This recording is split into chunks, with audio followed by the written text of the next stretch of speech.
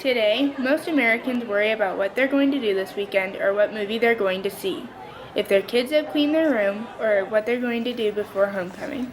But just 45 minutes across the border, people are living in a completely different world. This is Rancho Milagro. If you were told that a man whose background in marketing could change the lives of over 50 kids, would you believe it? Well, in the small town of Yaje de las Palmas, Mexico, just 45 minutes across the border, stands Casa Jugar para Niños Rancho El Milagro, or Miracle Ranch Home for Children. Inside lives the same marketer who, with the help of his wife, also a social worker, did something truly amazing. I grew up in a very large family. I have 14 brothers and sisters, including myself. We had a lot of needs. And what I always saw growing up, a lot of needs among children. And some of them couldn't go to school, some of them didn't have enough to eat, or they couldn't even take a shower a lot of times.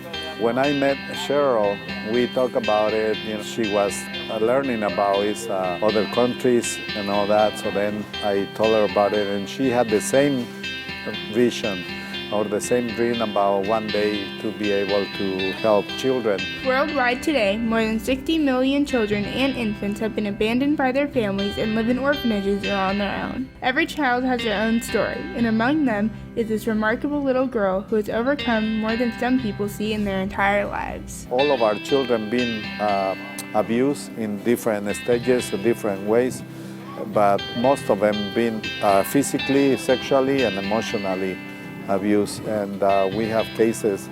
We have one of the girls that was abused by her siblings, sexually abused, and also by her grandma. She has her left hand burned because her grandma put her hand into boiling water. And I remember the first day when she came in.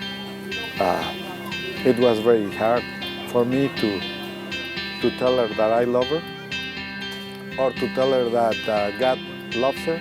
Because this ranch resides in the middle of 3,000 olive trees, they grow their own olives and produce their own olive oil. By doing this, they sustain a gradual income, although this field that once produced olives is now a painful memory of a fire. About 4 years ago, we got a fire, very large fire, the largest fire. It started in a warehouse. We had all our tools, we have finished produce, and we lost 150 tons of olives already cured and processed. I felt devastated. I couldn't, to be honest, I couldn't cope with it. I felt like my life was falling apart. I didn't know what to tell the family. I didn't know what to tell my wife. And I just came to my office and I just started crying. And I just said to the Lord, just make me feel your arms around me. Somebody was knocking on the door and I asked him to come in, and it was one of the boys, the older boys, and he just said, Daddy, I just want to thank you for all you do. And he came and hugged me. So that did it. I asked for a hug and God sent Mario to give me a hug. Almost from the first days that we started the ministry, so one of the boys decided to call us mom and dad, then the others follow.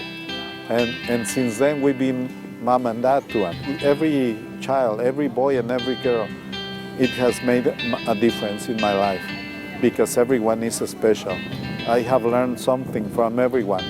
And every time I see them, doesn't matter what time of the day is, in the morning, in the afternoon, or at night, I always get hugs. Makes my day different. And it's when I say to myself, that is worth it. It really, I'm the richest man in the world. Definitely it's hard to give thanks to God for everything, but I have learned that because I do really believe there's a purpose for everything. At the end of the day, I realized how blessed I was to have an experience like this. More importantly, I realized how blessed we all are to live such comfortable lives. So now, I wonder what's next for me, what's next for Cesar, and what's next for the ranch.